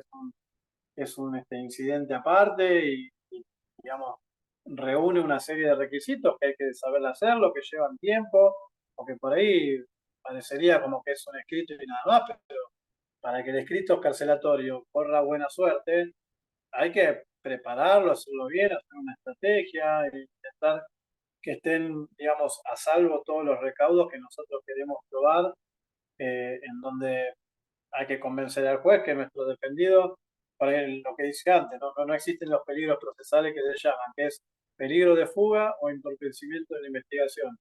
Eso desde ya hay que ilustrarlo, hay que con estrategia tratar de convencerlo al juzgado y después, por supuesto, que si uno puede hacer hincapié en la agilidad de nuestro cliente, el delito que se imputa, bueno, mejor, que es ajeno a lo que se le está imputando, que él no fue, que no estuvo, bueno, lo que fuera. Todo eso va a ayudar a la escarcelación y después todos los recaudos que se toman, que se hacen informes socioambientales, que se mandan porque si uno pide, por ejemplo, no sé, vamos a suponer que no sea una escarcelación, pero que sea una medida de morigeración, no uno pide la prisión domiciliaria del diputado, también los honorarios tienen que prever esa cuestión y todo lo que estoy nombrando, más prever que, no sé, que funcionen este, para las cuestiones de monitoreo, ¿no? Internet, en la casa donde vive, los informes del servicio penitenciario, que digan que esta persona me decidiría por buena conducta, la domiciliaria, bueno, en fin, hay una serie de cosas que no son menores y eso merece honorario, porque a veces uno cobra solamente por aceptar el cargo de abogado defensor y llevar adelante la causa y el escrito de escarcelación, modificación o lo que fuere, este, uno cree que ya lo previó, pero por lo menos en mi caso yo lo cobro de manera distinta, conjunta, pero distinta. Una cosa es una cosa y otra cosa, como dicen el dicho. Y después, por supuesto, el expediente irá avanzando y también, según cuán complejo que sea, ¿no? Uno puede pedir al principio también un anticipo de honorario y después por todos estos incidentes se pueden cobrar honorarios, pero después también yo trato también de decirle que lo que uno le cobra al principio, por etapas, no es lo único que después vaya previendo, que se puede requerir más honorarios si la cuestión se estira, si hay que hacer más trabajo, porque lleva mucho volumen de trabajo el derecho penal como otras ramas del derecho, ¿no? Por supuesto, no digo que ni más ni menos, pero el derecho penal son 302 artículos del Código Penal, más las leyes complementarias, pero es mucho trabajo. Hay quien dice que el Código Civil, bueno, el reformado del 2015 son 2000 y pico, no me acuerdo cuánto, que antes el de Vélez era 4051. Y el Código Penal sigue siendo 302, pero son 302 artículos más las leyes procesales que requieren de muchísimo trabajo y esfuerzo. Entonces, hay que, hay que intentar que estén bien remunerados. Y ni que hablar del juicio oral, que yo también siempre lo explico, que para mí el juicio oral tiene una mayor cuantificación de horarios que la parte de instrucción, porque el juicio oral, vuelvo a repetir, se dirimen la suerte del imputado y uno tiene que tener todo el expediente en la cabeza, todas las pruebas en la cabeza, todos los agujeros por los cuales pueda llegar a pasar la defensa, y es recontra complejo. Yo les puedo asegurar que cuando está en la jornada de juicio oral, uno en la oficina está absorbido, no puede hacer otra cosa. Son semanas previas enteras de estudiar el expediente, de preparar la estrategia, que eso tiene que estar, digamos, tiene que tener su correlato de honorarios a la altura de lo que está pasando, porque si uno deja su oficina de lado por adentrarse en el estudio de un expediente, eso tiene que estar bien remunerado porque no hay una siguiente instancia. En el juicio oral se define, por supuesto que pueden estar las apelaciones, pero quiero decir, la jornada de debate propiamente dicha del juicio oral es en las fechas propuestas, después no hay otra chance. La parte instructoria uno tiene la chance después del juicio oral a ver si le va mejor. Pero el juicio oral ya terminó y ahí después vendrán las apelaciones, pero el juicio oral ya pasó. Entonces eso uno lo tiene que preparar muy bien y si bien pueden ser 2 días, 3 días, 5 días de debate, yo creo que valen mucho más de meses de instrucción. Entonces a veces la gente erróneamente califica las cuestiones y dice, no, como 3 días de trabajo que vaya a las audiencias judiciales vale más que 5 meses, 6 meses de trabajo en la instrucción. Bueno, porque esos 3 días son mucho más intensos y ahí uno se juega una final como haciendo un paralelo, ¿no? Todo lo otro fue el campeonato, pero la fecha de la final es lo que sale si salís campeón o no. Si hiciste bien todo el campeonato, pero jugaste mal la final, te perdés el campeonato o te vas al descenso, es así. Así que bueno, no sé si querés que abramos el espacio de preguntas y respuestas. Bueno, bueno, Tenemos, perfecto. tenemos, tenemos media hora, así que podemos charlar de varios temas, que es lo que también nosotros buscábamos, este intercambio de preguntas y respuestas para aprender entre todos, ¿no? Perfecto. Acá Jorge pregunta si podrías repetir las etapas para presupuestar. La visita a la comisaría también se cobra, ¿no? Junto con la entrevista, dice Jorge. Sí, yo le respondo a Jorge y le paso a los otros colegas que uno tiene que cobrar todo. Hay que valorar el trabajo, eh, eh, digamos, como cualquier otra disciplina del derecho, ¿no?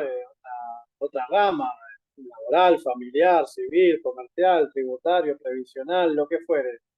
Pero en el derecho penal, por lo menos que es el que yo me ocupo, hay que cobrar todo.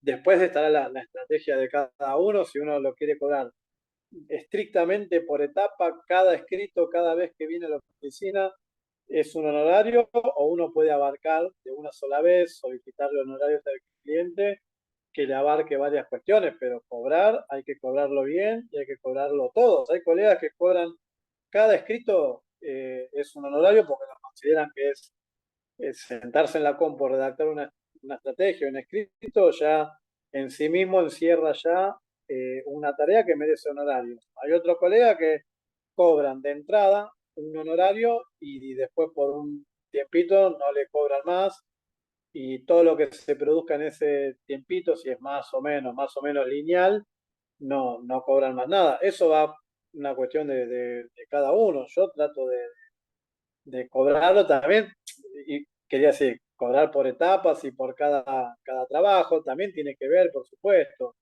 el caudal económico del cliente, de qué defensa penal estamos hablando, por supuesto que no es lo mismo una calumnia, una injuria, la pena en expectativa, que un homicidio calificado, que un abuso sexual calificado, por supuesto que no es lo mismo los honorarios y el cúmulo de trabajo, pero sí valorar el trabajo y cobrar, hay que cobrar todo, o sea, que todo quede pago. Después, si uno quiere cobrar de una sola vez o cada tanto, o hay algunos colegas que piden solamente algo para arrancar y después esperan la regulación judicial al final de todo, como otras ramas del derecho, que sea el juez quien al final regule los honorarios por la actuación profesional y también es completamente válida, eso según el vínculo que tenga con el cliente o las necesidades de ambos, del profesional.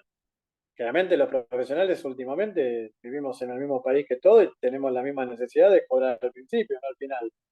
Pero bueno, no me quiero meter con la forma de acordarlo de cada uno. Bien, Bueno, ¿qué?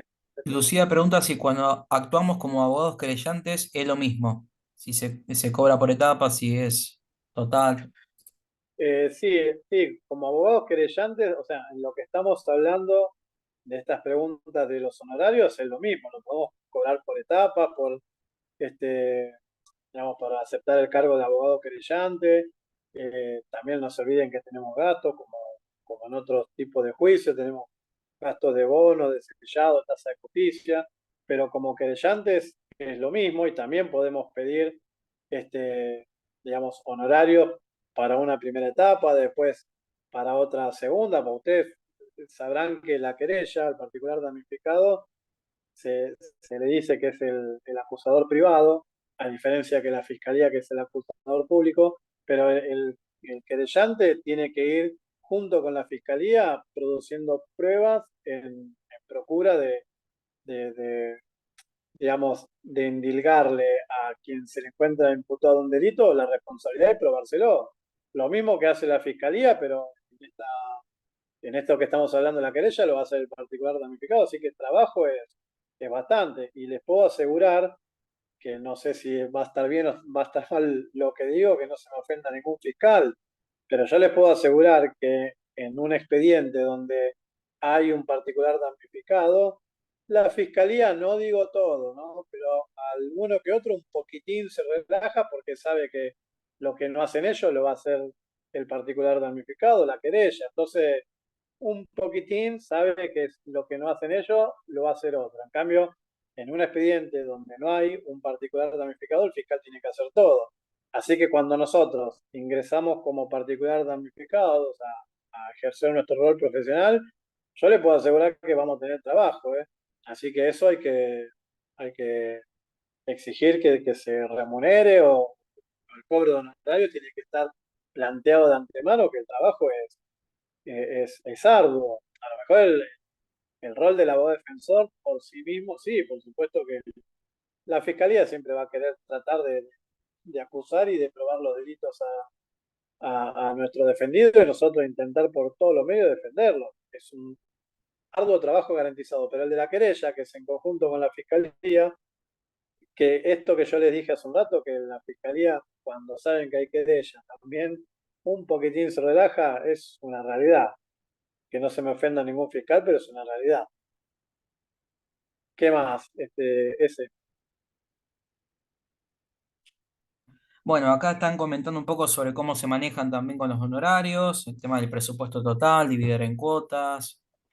Después, bueno, Víctor pregunta si podría hablar un poco del Instituto de la Probation y si tiene algún caso reciente para contar. Y después Evelyn pregunta sobre la declaración del detenido, si se recomienda no declarar, si declarar, como herramienta a favor del abogado defensor. Sí, cómo no. Bueno, vamos a ir charlando de todo eso, que son tan buenísimas las preguntas. A ver, respecto de la probation, creo que consultó alguien. Eh, Respecto de la probation, vamos a ilustrar así a grandes rasgos para quien por ahí no lo conoce el instituto o tiene alguna duda. La probation o suspensión del juicio a prueba es un instituto que es una forma alternativa de resolver un conflicto en el cual el imputado ofrece una reparación y se somete realmente se da a cumplir tareas comunitarias en beneficio de una entidad de bien público eh, y en el cual si la pena en expectativa lo permite, lo autoriza y uno comprometiéndose a este tipo de conductas, eh, eso hace que se extinga la acción penal y de que después el imputado pueda resolver de esta forma su situación procesal y se culminaría con la acción penal, con el expediente y bueno, es una buena forma de resolver el conflicto. A diferencia que el juicio abreviado, que si quieren lo hablamos después. En esta probation, esta suspensión de juicio a prueba, la verdad que si uno lo puede resolver por esa vía, cuando uno sabe que es mejor esto que continuar una instrucción en un proceso, en un juicio oral y pueden condenar a un cliente nuestro, siempre es mejor esta suspensión de juicio de prueba. Uno le dice a su defendido, mirá, por cómo viene la cuestión, te conviene hacer unas tareas comunitarias, lo irán a hacer, no sé, yo envío muchos a Cáritas, yo estoy en Morón y en Capital, pero bueno, cuando estoy en Morón y resuelvo algunas suspensiones de esa prueba, mando muchos a Cáritas de San Justo, porque todos quedan muy conformes en ese lugar, el personal es excelente y trata muy bien a los imputados que están cumpliendo suspensión de juicio de prueba. Bueno, yo tengo esa costumbre, o por ahí si algún imputado ofrece otra institución de bien público donde pueda cumplir las tareas comunitarias, que generalmente son lo que el personal por ahí le solicita.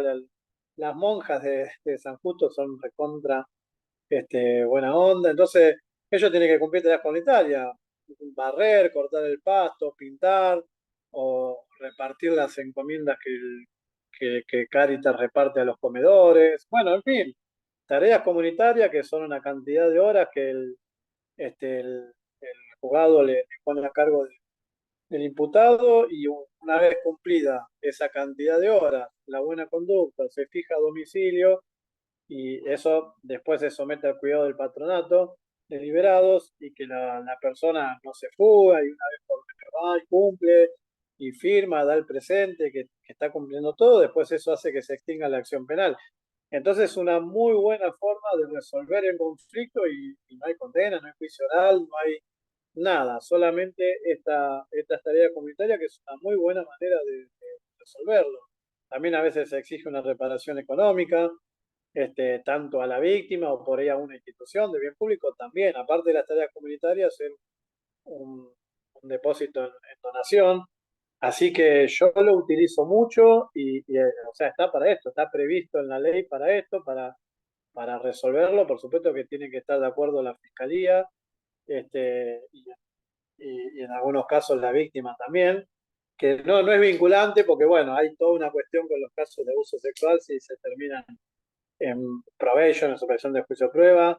Eh, Hay un muy alto porcentaje de que no los otorgan y las fiscalías no prestan conformidad, o a veces la víctima no presta conformidad, que bueno, por más que uno diga que no es vinculante, la fiscalía no presta conformidad, entonces con ese tipo de delito es muy, muy difícil, sí lo he hecho, en algunos casos los he hecho, pero bueno, en otros delitos por ahí menores, donde la ley este, lo permite, se puede resolverlo digamos, se termina el proceso ahí. La verdad que es una muy buena alternativa. Y después, ¿qué otra cosa había preguntado? Hiciste dos preguntas, ese. Sí, siempre se recomienda al detenido no declarar para preparar una mejor defensa. O sea, ¿eso se utiliza como una herramienta a favor nuestro, ya que tiene el derecho de no declarar? Pregunto porque es muy usual escuchar que se niegan a declarar. Bueno, eso es una excelente pregunta. A quien la hizo es una excelente pregunta y vamos a tratar de responderla para que, digamos, por lo menos desde mi humilde experiencia quede respondida de la forma que lo voy a hacer. Después cada uno utilizará la estrategia que quiere. Pero es muy buena la pregunta porque suele pasar muy, muy seguido.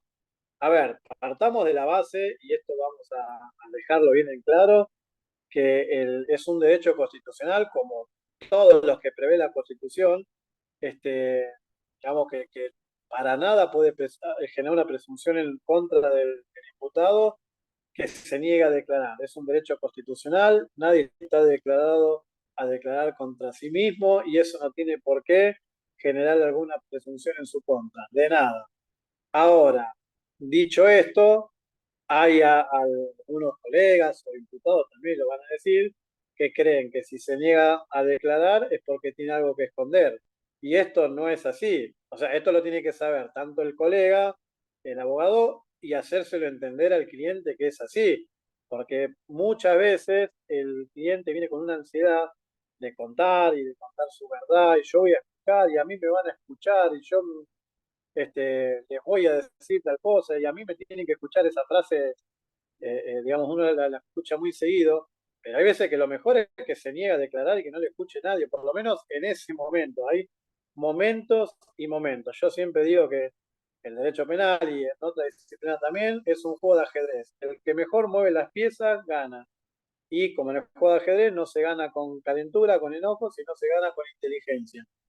Entonces, hay momentos y momentos. Hay momentos en que uno puede asesorar al cliente de que declare y hay momentos que por más que se muera de ganas no tiene que declarar, tiene que hacerlo después. Y ahora le voy a fundamentar por qué yo sostengo esto. Eh, Cuando una persona es detenida y generalmente, no sé, vamos a usar cualquier ejemplo, un homicidio, por decir algo. Generalmente, cuando una persona es detenida y en un homicidio, que es una pena en expectativa alta, ustedes saben que el homicidio simple reúnen una pena de 8 a 25 años de prisión. Simple, el calificado de perpetua. Entonces los imputados quieren contar su verdad o declarar para, digamos, conseguir una libertad lo más anticipado posible. Pero en un delito como el homicidio es muy complejo la investigación digamos, hay muchas cuestiones, tiene muchas aristas. Entonces, al principio no es conveniente declarar, por lo menos hasta que no se reúnan todas las pruebas que digamos, que uno considere que sí o sí tienen que estar para después recién pensar si va a declarar o no.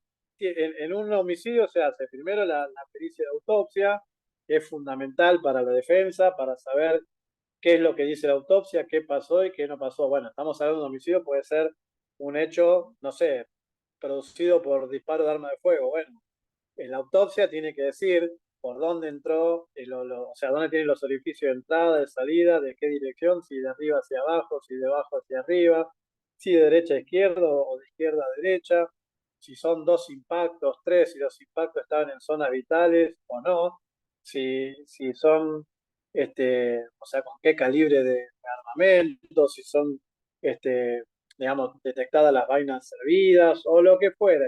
Porque a veces un cliente dice, yo le disparé como 10 veces y a lo mejor el cadáver presenta una sola bala. Entonces, ¿para qué en esta estrategia, para qué vas a decir que disparaste 10 veces si hay una sola bala? Decir que disparaste una única vez y listo. Estoy hablando como estrategia así abierta, no estoy recomendando mentir. Estoy diciendo que a veces uno dice no, porque por ahí por el fragor digamos, del momento, de la ansiedad misma de no sé, de un robo, lo que fuera, que uno tuvo que disparar, a veces uno lo dimensiona más de lo que realmente fue. Entonces, ¿para qué uno va a decir, sí, yo disparé como 10 veces y le encontraron en el cadáver de la autopsia una sola bala? Uno puede decir, mire, yo disparé una sola vez para reducirlo y ese disparo terminó siendo mortal porque yo le disparé en una sola no vital y el delincuente se movió, se protegió, se corrió y digamos la bala le terminó impactando ahí. Pero si uno dice, le disparé 10 15 veces, el juez va a decir, no, vos lo que hiciste es rematar por todos lados. ¿Me explico? Me acuerdo una vez, yo defendiendo una persona, en donde vino a la oficina, al estudio jurídico, imputado por el delito de homicidio doblemente calificado, por arma de fuego y por ser funcionario policial. Había matado a un delincuente y, y bueno, teníamos la indagatoria al día siguiente y ahí se iba a resolver su situación procesal y seguramente lo iban a detener y el homicidio calificado, doblemente calificado, tiene prisión perpetua. Y lo que nosotros pudimos mostrar, lo que le estoy diciendo ahora, él quería declarar, porque él decía que un policía estaba obligado a declarar y contar la verdad. Yo le dije, no, vos antes de ser policía sos ciudadano con los derechos constitucionales de un ciudadano y en un juicio sos un ciudadano más con un empleo de policía, pero vos te podés negar a declarar, no es que el policía tiene vedado el derecho a declarar. Entonces, yo le dije eso, que esperemos la pericia de autopsia, que esperemos a que se incorporen el pedido de las cámaras de seguridad, tanto de la casa como los domos principales, los llamados al 911, que son todos pedidos de informe que tardan. Entonces, ¿para qué iba a declarar al día siguiente? Yo dije, no, o sea, él quería declarar, yo dije, no, vos haceme caso a mí que soy tu defensor, no declares, vamos a esperar que se incorporen todas este, estas pruebas y después de ahí vas a declarar. También había otra persona, el lado delincuente, que bueno, que se lo detuvo y bueno, también se lo citó a indagatoria. Yo le dije, vamos a esperar qué es lo que declara él, el otro imputado, porque estaban los dos imputados, y una persona fallecida, un delincuente fallecido. También esperemos a ver qué es lo que declara él y después de todo eso vas a declarar y por supuesto la pericia sobre el arma reglamentaria de él también se había enviado a peritar y por otra fuerza, por gendarmería. Así que yo le dije, después de todo eso, recién ahí vamos a ver cuál es el plexo probatorio que está agregado al expediente y ahí vas a declarar. Y lo que surgió de la pericia de autopsia es que la persona fallecida tenía un impacto de vara en las extremidades, en las piernas y sí un tiro mortal en el pecho. Lo que había ocurrido es que esta persona, mi defendido, al decirle alto policía, el delincuente hizo caso omiso a la directiva del personal policial. Mi defendido le produjo un disparo en la zona inferior de las piernas para reducirlo. La persona, el delincuente, no murió, por supuesto, ni mucho menos. Se parapetó y le volvió a apuntar y ahí sí mi defendido le arrojó un disparo porque era la vida de uno o la de otro. Pero miren si nosotros decíamos que primero le pegó en el pecho, lo mató a sangre fría y después una vez de muerto le tiró en la pierna. ¿Me explico por qué uno tiene que ver primero las pruebas y después ver la estrategia profesional y saber reconstruir lo que pasó? Y después lo que nosotros dijimos se acompañó por declaraciones testimoniales. Bueno, en fin, no quiero dar muchos pormenores del expediente, pero con esto quiero ilustrar que no es caprichoso decir declará o no declará, ahora sí, ahora no, no.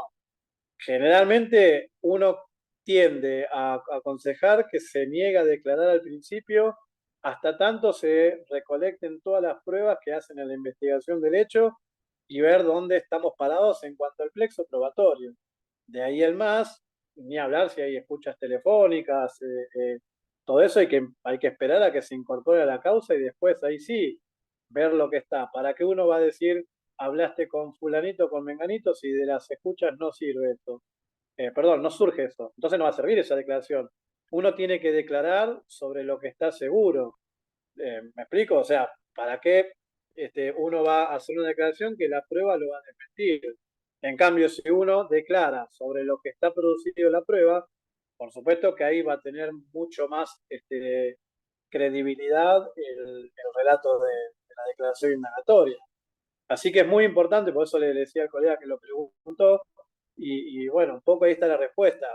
Generalmente no hay que declarar por declarar o por darle el gusto al cliente que dice yo no tengo nada que esconder, yo voy a declarar, yo voy a contar mi verdad, o en ese caso yo soy policía y estoy obligado a declarar. No, no estás obligado.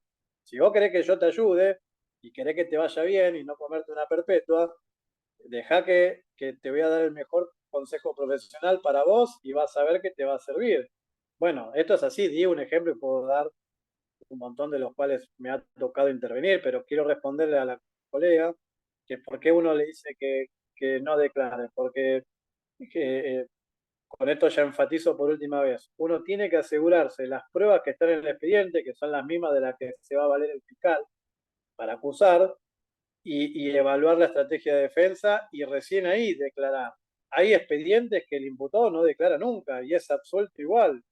Esta semana a mí me tocó, por suerte, recibir la notificación del sobreseimiento de una persona, de un imputado que yo defiendo, incluso acusado de abuso sexual, que es una causa muy, muy compleja. No declaró nunca y le saqué el sobreseimiento. Entonces, no siempre hay que hacerlo declarar. Hay veces que sí, ojo, no estoy diciendo que no.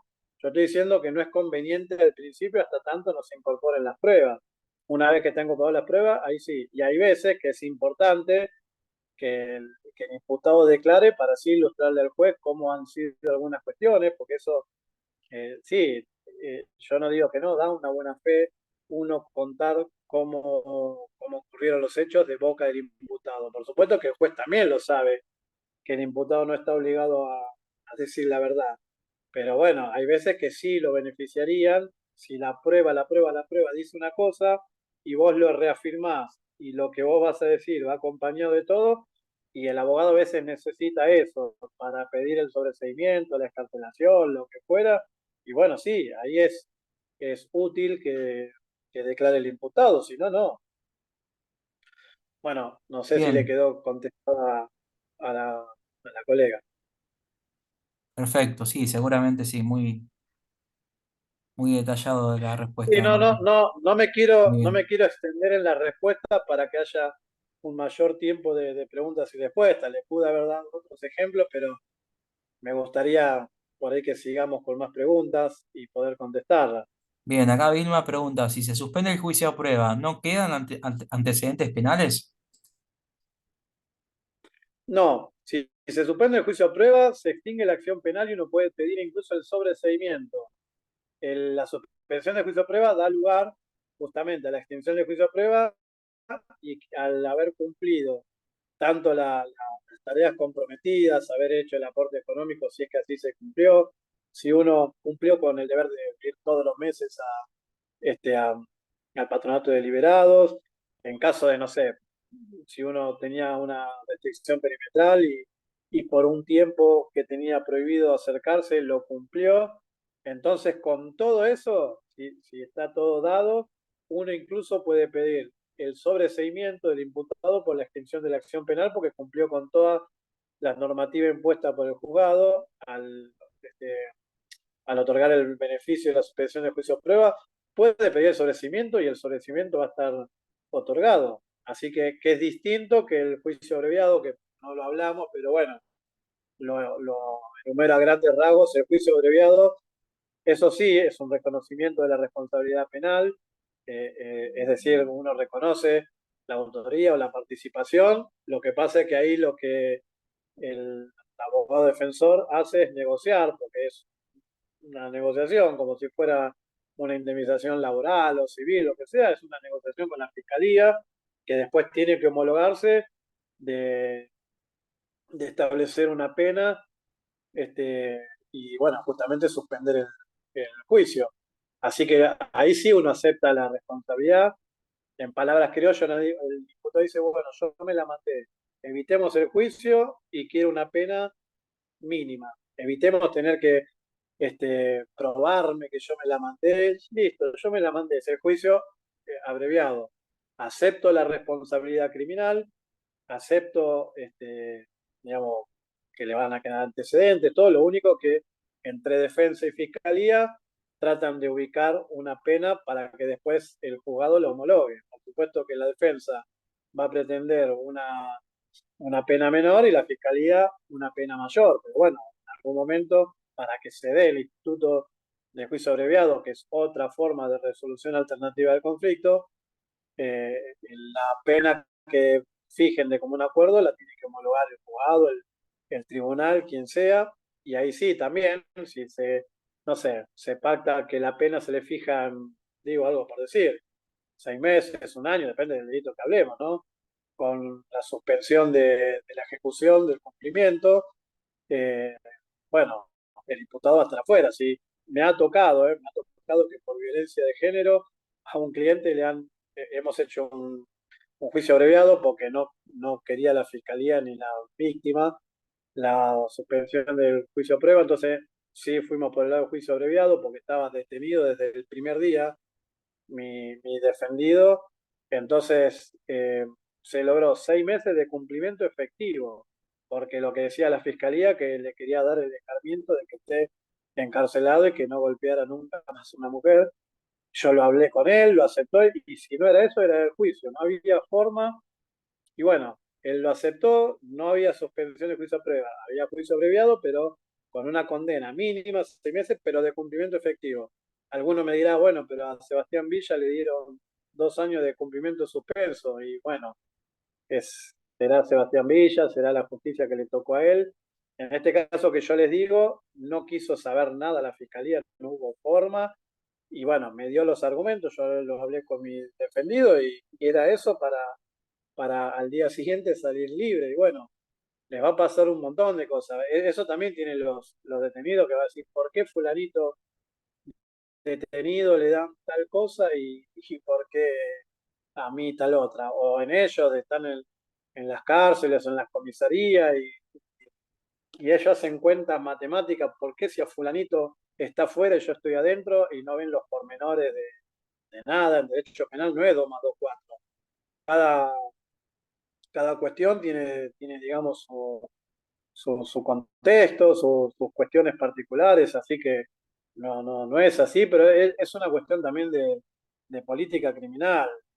Yo me acuerdo que en un mes tuve 2 condenas de imputado mío, pero por delitos muy severos, uno por homicidio y el otro por abuso, pero al del homicidio le dieron, eh, creo que eran 10 años y unos meses, y a otro por corrupción de menores, por abuso sexual de un familiar, le dieron 11 años. Y ustedes me dirán, ¿pero qué?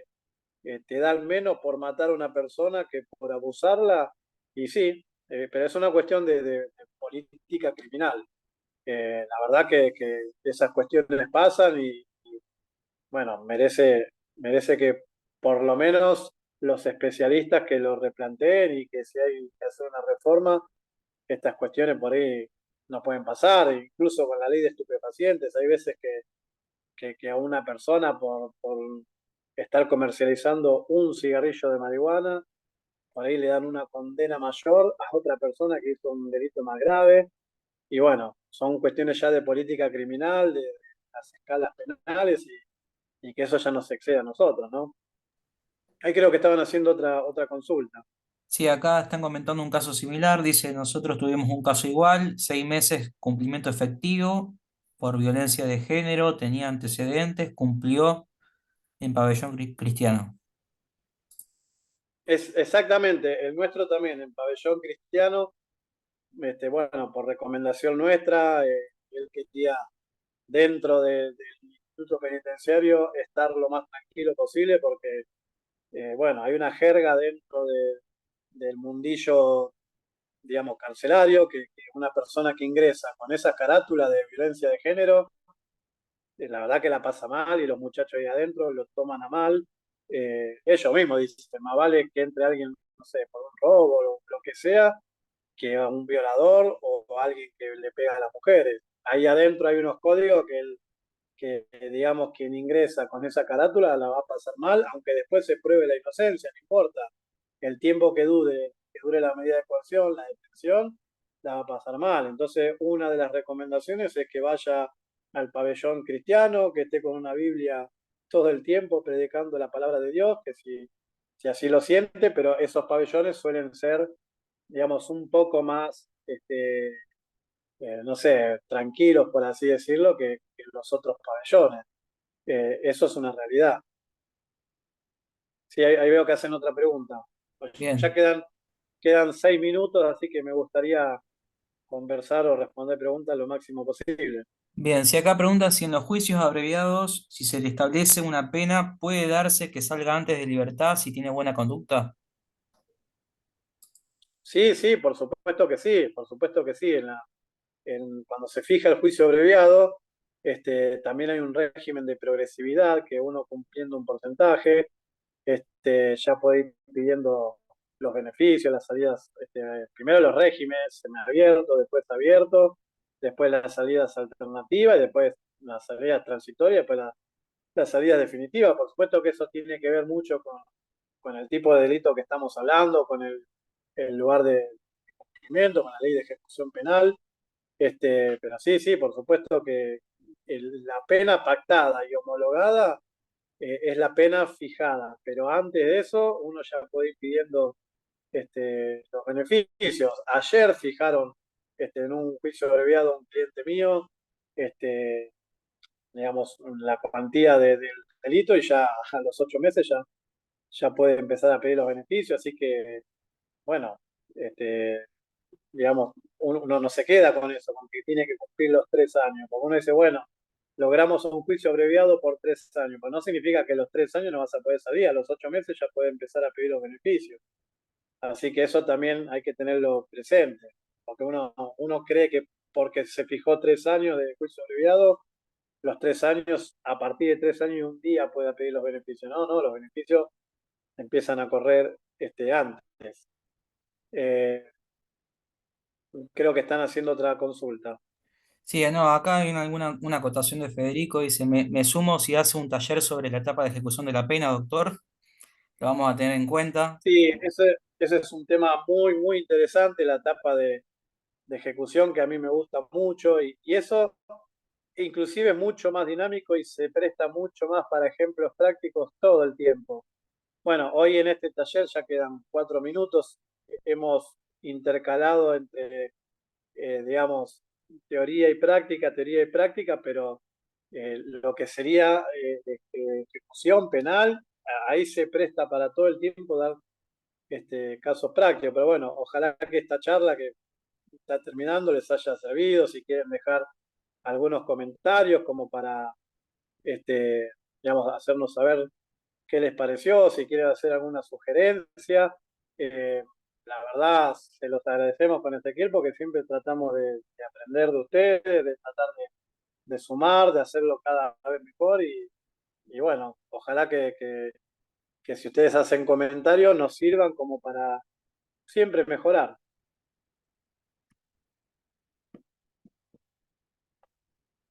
Bueno, Ezequiel, ¿alguna consulta más? Tenemos unos minutos, así podemos charlarlo.